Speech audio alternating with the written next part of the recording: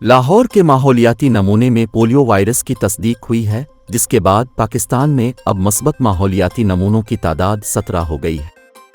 निगरान वफाकी वजीर सेहत नदीम जान के मुताबिक वायरस अफगानिस्तान के शहर कंधार में पाए जाने वाले वायरस से मुंसलिक है। वफाकी वजीर सेहत ने कहा कि वायरस का बार बार माहौलियाती नमूनों में मिलना तशवीशनाक है, इसलिए पोलियो की सूरत हाल पर गहरी नज़र रखे हुए हैं और इसी सिलसिले में पोलियो प्रोग्राम के टॉप एक्सपर्ट को बनू में तैनात किया गया है। उन्होंने कहा कि हंगामी बुनियादों पर तमाम तर ज़रूरी इक़दामात यकीनी बना रहा हूँ। ये लाहौर से रवां साल का तीसरा मुस्बत माहौलियाती नमूना है, जिसके बाद पाकिस्तान में अब मुस्बत माहौलियाती नमूनों की तादाद 17 हो गई है। वजीर सेहत का कहना था कि गुज़िश्ता साल से मुल्क में पोलियो केसेस की तादाद में कमी आई है।